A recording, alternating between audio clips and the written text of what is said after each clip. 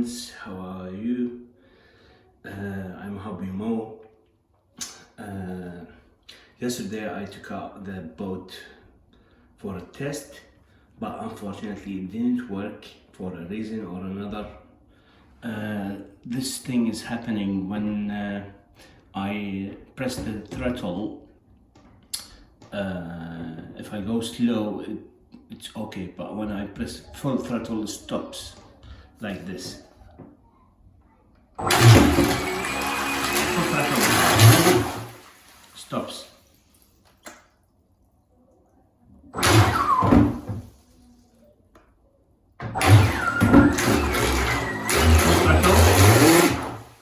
It stops. I'm not sure what's going on. I need your help, guys. I'm still using